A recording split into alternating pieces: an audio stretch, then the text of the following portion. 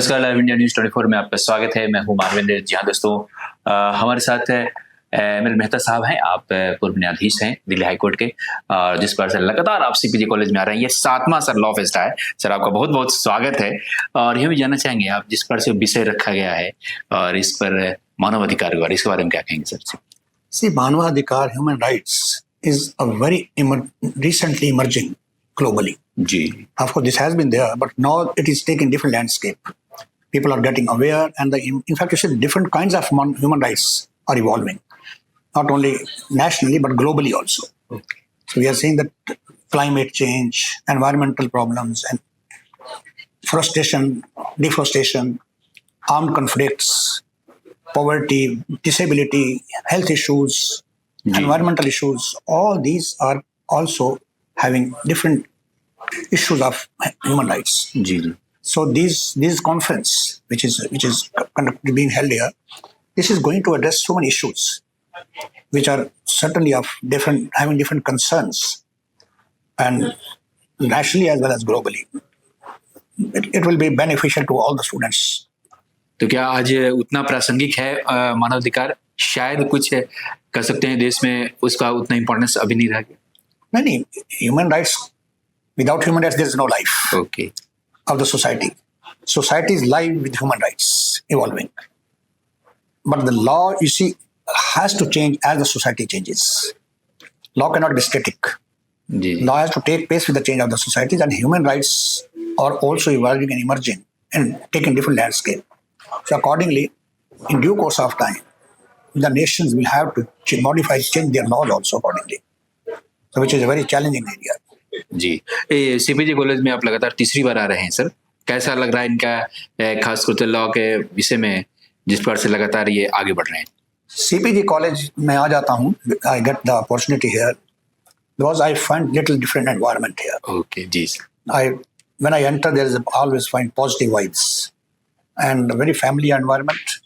Teachers, as also all the faculty members, the management, they are very committed. They have vision and commitment. जी जी। So with the vision and commitment, this college is evolving to different areas and going to different heights. So I will certainly compliment the organizers of this program, having organized 5 events together of 45 universities and different legal luminaries all together in 2 days. क्या कुछ message देंगे इन छात्रों को खास law Festa में अपने भागीदारी जो ले रहे हैं? देखिए, स्टूडेंट्स को तो मैं सिर्फ 1-2 बातें ही कहूँगा. मैं ये कहूँगा कि आपने अपना डिसीजन लिया है, सोच समझ के लिया है. You have decided to choose your career. Now focus on that.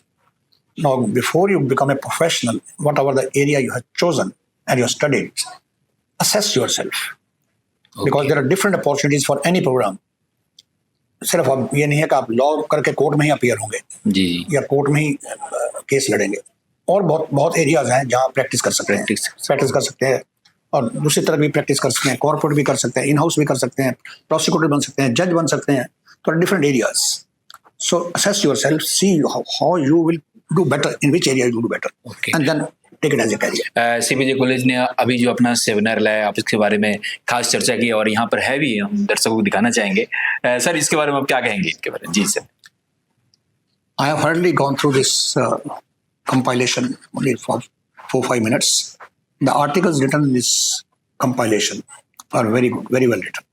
Okay. And I have already complimented the authors in my speech.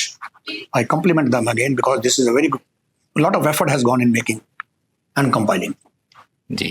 Okay. So wish them all the best and also congratulations. चलिए, बहुत बहुत शुक्रिया, बहुत बहुत धन्यवाद ML Mehta साहब, आपने हमने समय निकाला और कहा.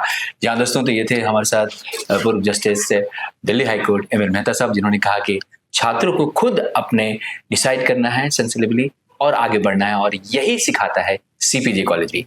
हेमेंद्र के साथ मानवेंद्र, नमस्कार. देश विदेश की ताज़ा तरीन खबरों से अपडेट रहने के लिए आप हमारे चैनल को जरूर सब्सक्राइब करें और साथ ही बेल आइकन को भी जरूर दबाएं ताकि सभी खबरों से आप और आपके जानने वाले रह सके अपडेट.